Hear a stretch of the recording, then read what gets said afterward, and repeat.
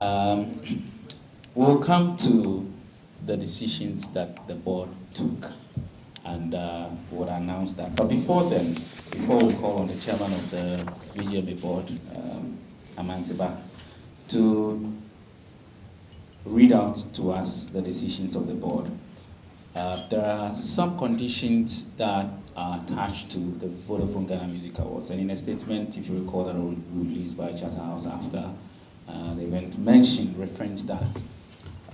So we need for everybody to know what these terms and conditions are, which musicians, once they sign on to the VGMA, are supposed to stick by. We'll call on Marco Krekumante to let us know what these terms and conditions are. Good morning.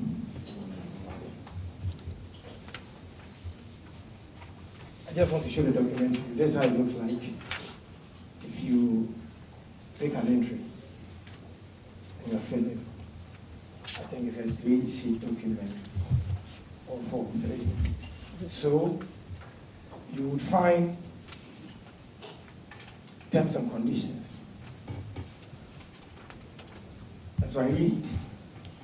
The Vodafone Ghana Music Awards scheme is not mandated to give cash or any other incentive to artists beyond the plug. Where any such incentive is given, it will be given only to artists that attend the event and pick up their awards themselves.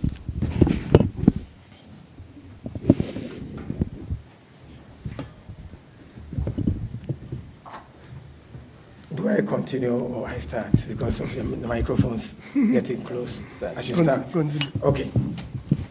So I start. The Vodafone Ghana Music Awards is not mandated to give cash or any other incentive to artists beyond the plug. Where any such incentive is given, it will be given only to artists that attend the event and pick up their awards themselves. The VGMA board has the right to dismiss, disqualify, or bar any artist who abuses the scheme. The board or any of its members or the organizing body, with or without any just cause or put the brand into any kind of disrepute. Charterhouse Ghana runs an open door policy where all grievances can be channeled and resolved without any such invectives being held. I think it is that simple, straightforward. So we can move on from now. Thank you.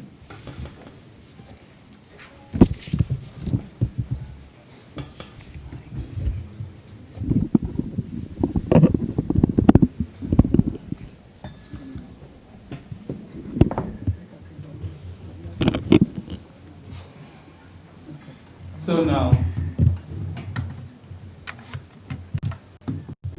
all right, so now to the meat of why we're here, and we'll call on the chairman of the VGMA board, Mr. Amantiba, to mention that to us. Good morning, ladies and gentlemen of the press. Due to another very pressing engagement, I'll have to just briefly read so that the details will be offered by Mr. Francis Doku, because I should have left about an hour ago. Thank you. We decided at a board meeting last Tuesday that there is no reason why we should let these two gentlemen hold us back in our development of music. So just so that I don't run into trouble, I'm just going to read what the board's decision. Furthermore, the two remaining awards announced on that night, unannounced at that night, sorry, that is most popular song of the year and the artist of the year, have for the 20th edition of the Vodafone Ghana Music Awards been nullified. The board of the VGMA is thankful to all stakeholders who helped to arrive at this aforementioned decision. Thank you very much. And I think that I'll let Mr. Francis Doku give you the details, and I apologize profusely for leaving you. Thank you. Thank you very much, Mr. Chairman. The details of what the Chairman read really are the details. The three decisions that were made by the board in consultation with other stakeholders.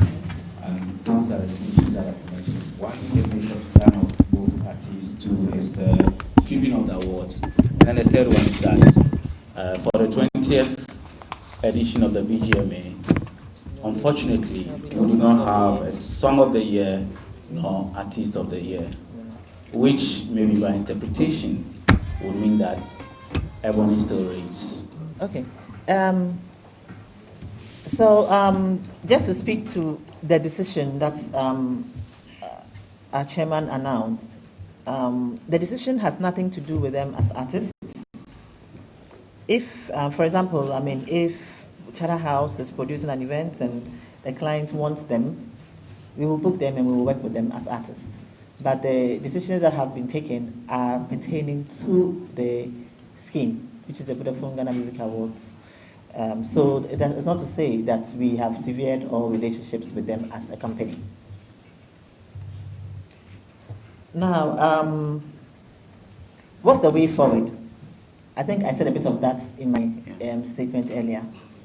So what we are looking at actually is a punishment and a reform process, because we are looking at the greater good of the industry and just want this punishment to serve as a warning to other practitioners.